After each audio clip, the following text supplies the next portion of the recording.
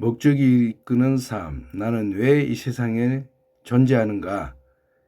삶은 일시적인 것이다. 63페이지 들어갑니다. 6일차.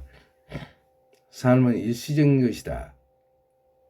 주님, 내가 이 땅에서 보내는 시간이 얼마나 짧은지 상기시켜 주십시오. 내가 지낼 날들이 정해져 있고 그날들도 내 곁에서 빨리 사라지고 있음을 계속 생각하게 해 주십시오. 시편 39편 4절 말씀. 나는 이 땅에 잠시 동안만 있습니다. 시편 119편 19절 말씀. 지구상에서 삶은 일시적인 것이다. 성경의 안개, 빠르게 달리는 사람, 한 번 내쉬는 숨, 그리고 한 줄기의 연기 등 이 땅에서 삶이 짧고 일시적인 순간적이라는 것을 가르쳐주기 위한 많은 비유가 있다. 성경은 이렇게 말한다. 분명코 이게 태어난 것 같은 느낌. 이 땅에서의 우리의 삶은 그림자만큼이나 순간적이다. 욥기 8장 9절 말씀.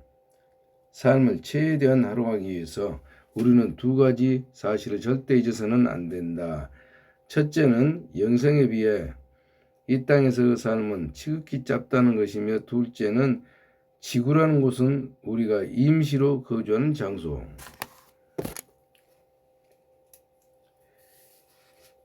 지구라는 곳은 우리가 임시로 거주하는 장소라는 것이다. 따라서 여기에 그리 오래 머무를 것이 아니기에 지나친 애착을 갖지 말고 우리도 하나님처럼 이 세상에서 삶을 바라볼 수 있게 해달라고 기도하라. 다윗은 주여, 내가 이 땅에서 보낸 시간이 얼마나 짧은지 기억하게 해주십시오. 나는 아주 잠시 동안 이곳에 있는 것임을 알게 해주십시오. 시 39편 4절 말씀라고 기도했다. 성경은 반복해서 이 세상에서 삶은 애국에서 잠시 사는 것과 비슷하니, 성경은 반복해서 이 세상에서 삶을 애국에서 잠시 사는 것과 비슷하다고 말하고 있다.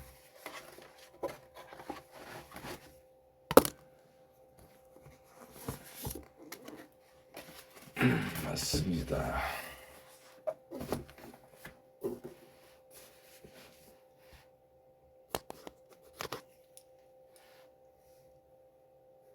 이것은 우리의 영원한 집 또는 최종 목적지가 아니고 잠시 지구를 지나가며 방문하고 있는 것이다. 성경은 순례자, 외국인, 방문객, 손님, 여행자 등의 어휘를 사용해서 세상에서 짧은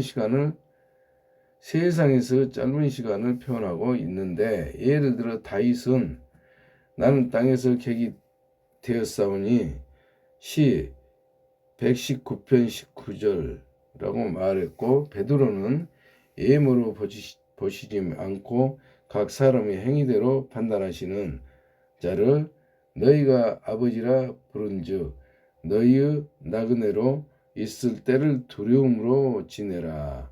베드로전서 1장 17절 말씀. 내가 현재 살고 있는 캘리포니아는 많은 사람들이 일을 하기 위해 이곳으로 이주를 한다.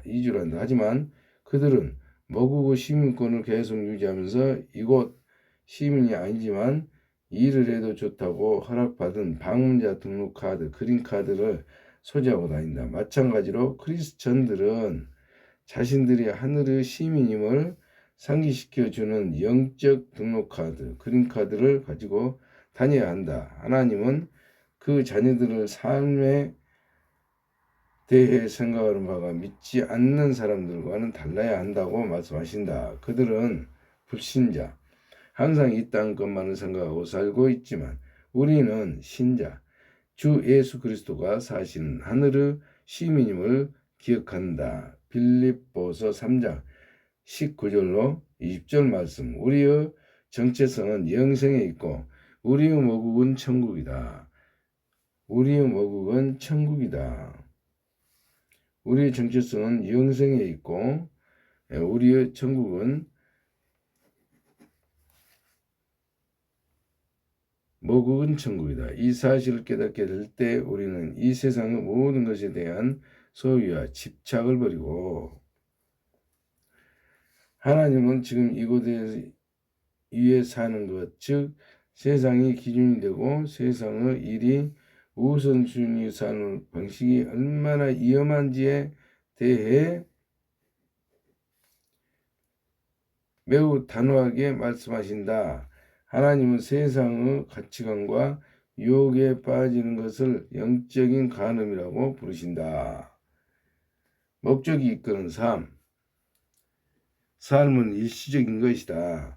64페이지까지 그렇습니다. 간음하는 여자들이여 세상과 벗된 것이 하나님의 언수임을 알지 못하느뇨. 그런즉 누구든지 세상과 벗이 되고자 하는 자는 스스로 하나님과 언수되게 하는 것이니라. 야고보서 4장 4절 말씀. 우리가 적국의 대사로 임명을 받았다고 상상해보라. 애를 갖추기 위해서 그리고 이 임무를 수행하기 위해서 우리는 새로운 언어를 배우고 새로운 관습과 문화에 적응해야 한다.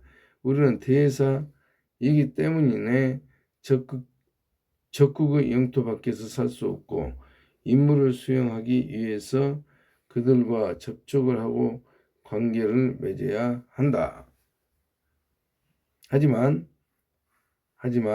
우리가 그 나라가 편하게 느껴지고 그 나라 사랑에 빠지며 그 모국보다 우선시하게 된다고 가정해보자.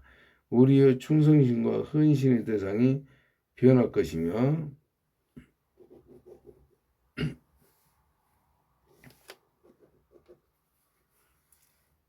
대사로서 역할까지 위틀어지고 모국으로 대표하기보다 적들과 같이 행동하게 될 것이기 때문에 우리는 배신자가 될 것이다. 성경은 이렇게 말한다.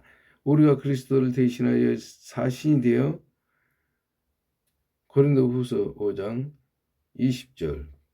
그런데 슬픈 사실은 많은 크리스천들이 그들의 왕과 왕국을 배신했다는 것이다. 어리석게도 그들은 현재 살고 있는 지금의 세상이 그들의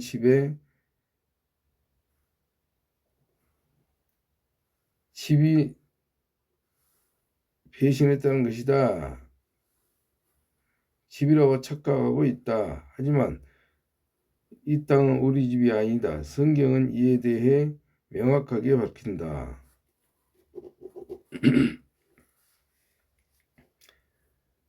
사랑하는 자들아, 나그네와 행님 같은 너희들을 권하노니 영혼을 거스려 싸우는 육체의 정욕을 제어하라. 베드로전서 2장 11절 말씀. 하나님은 우리 주위의 것들이 일시적인 것이기 때문에 그것에 너무 마음을 주지 말라고 경고하신다. 세상 물건을 쓰는 사람은 그것들의 마음이 빼앗기지 않는 사람처럼 사십시오. 그것은 이 세상의 현재 모습이 지나가고 있기 때문입니다. 고린도전서 7장 31절. 쉬운 성경 말씀. 세상은 지난 세기와 비교해 볼 때 분명 살기 편해졌고 고개만 돌리면 곳곳에 즐기고 향유할 수 있는 일들이 우리들을 향해 손짓하고 있다.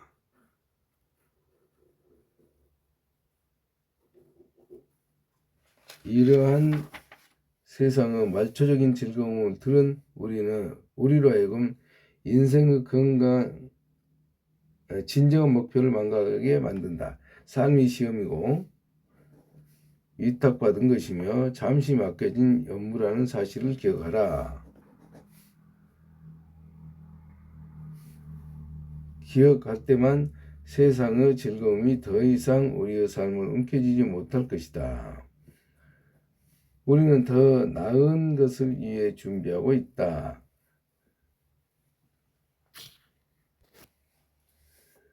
우리가 지금 이곳에서 보는 것들은 내일이면 사라진다. 하지만 우리가 지금 보지 못하는 것들은 영원한 것이다. 고린도후서 4장 18절 말씀. 이 땅에 우리 궁극적인 집이 아니라는 사실은 우리가 이 세상에 예수님의 제자로서 왜 이 어려움과 슬픔을 그리고 거절을 경험하게 되는지 그 이유를 설명해 준다. 요한복음 16장 33절, 16장 20절, 15장 18로 19절 말씀 또한 왜 때로는 하나님이 약속이 이루어지지 않는지, 왜 기도에 응답받지 못하는지, 왜 어떤 행동들은 불공평해 보이는지에 대한 이유가 되기도 한다. 이 세상의 삶은 끝이 아니기 때문이다. 우리가 세상을 너무 사랑하지 않게 하시려고 하나님은 삶에서 상당한 정도의 불만 요소를 갖게 하신다. 이 세상에서 채워질 수 없는 갈망을 느끼게 하신다. 우리가 이곳에서 완벽하게 행복하지 않는 것은 그래서는 안 되기 때문이다. 이것은 우리의 영원한 가정이 아니다. 우리는 훨씬 나은 것을 위해 창조되었다. 물고기는 물에서 살도록 만들어졌기 때문에 땅에서는 행복하지 않을 것이다. 독수리가 날지 못한다면 삶에 만족할 수 없을 것이다. 마찬가지로 우리가 이 세상에 완벽하게 만족하지 못하는 것은 더 많은 것들을 위해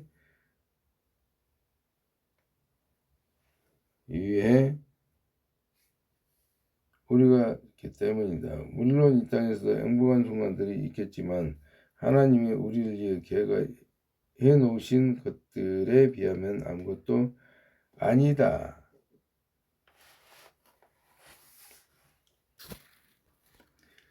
이 세상에서 삶이 일시적이라는 깨달음은 우리의 가치관을 근본적으로 바꿔놓을 것이다. 또한 우리의 삶에서 무언가 결정 내려야 할 때 일시적인 것이 아닌 영원한 가치가 근본적인 기준이 될 것이다. C.S. 루이스는 영원하지 않는 것은 영원의 무용지물이다 라고 성경은 말한다. 우리는 돌아보는 것은 보이는 것이 아니요 보이지 않는 것이니 보이는 것은 잠깐이요 보이지 않는 것은 영원함이니라. 고린도후서 4장 18절 말씀.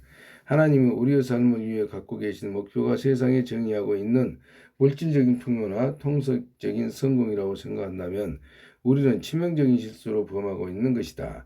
진정한 풍요로운 삶은 물질적인 풍요와 전혀 상관이 없다. 하나님과 충실한 관계를 맺고 있다 해서 그것이 우리의 직업이나 사역의 성공을 약속하는 보증수표를 의미하는 것도 아니다. 이 세상에서 일시적인 성공에 초점을 맞춰서는 안 된다. 베드로전서 2장 11절 말씀. 바울은 신실했지만 결국 감옥에 갇혔다. 세례 요한은 신실했지만 처형당했다. 수백만 명의 신실한 사람들이 순교를 했다. 모든 것을 잃었으며 아무 것도 내세울 것이 없는 삶을 마감했다. 그렇지만 이곳에서 삶은 끝이 아니다. 하나님의 관점에서 그 가장 위대한 믿음의 영웅은 번영, 성공, 그리고 세상 권력을 집은 사람들이 아니다. 이 땅에서의 삶을 일시적으로 것으로 여기고 영성에서 약속된 상급을 기다리며 하나님을 신실하게 섬긴 사람들이다. 성경은 하나님의 영예의 전당에 대해서 이렇게 말한다. 이 사람들은 다 믿음을 따라 죽었으며 약속을 받지 못했을 때 그것들을 멀리서 보고 환영하며 또 땅에서는 애국인과 나그네로라 증거했으니 저희가 이제는 더 나은 본향을 사모하니 곧 하늘에 있는 것이라. 그러므로 하나님이 저희 하나님이라. 일컬은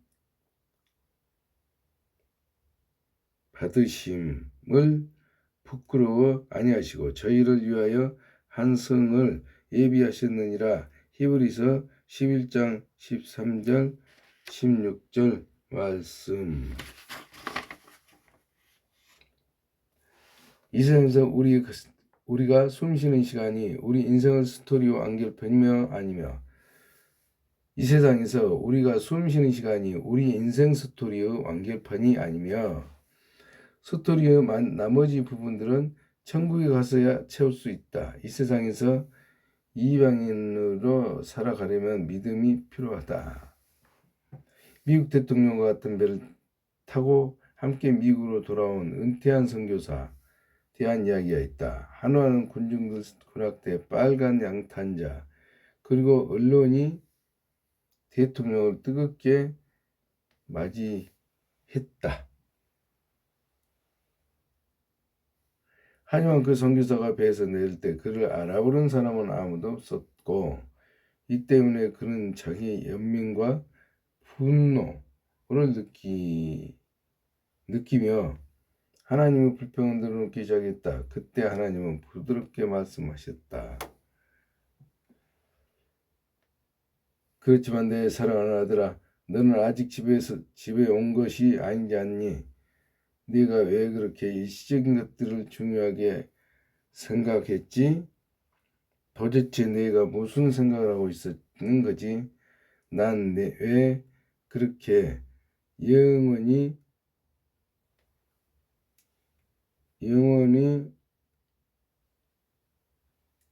왜 그렇게 영원하지 않는 것들을 위해 많은 시간적, 정신적, 육체적 에너지를 소모하며 안간힘을 썼지? 이와 같이 부르짖음이 우리의 마음에서 울리기 전에는 우리는 천국에 들어갈 수 없다. 삶이 힘들어지고 의심의 구름이 몰려오며 그리스도를 위해 사는 것이 과연 가치가 있을까? 고민하게 될 때 우리는 아직 집에 온 것이 아니라는 사실을 기억하라. 죽음이란 우리가 집을 떠나는 것이 아니라 진짜 집으로 가는 것을 의미한다.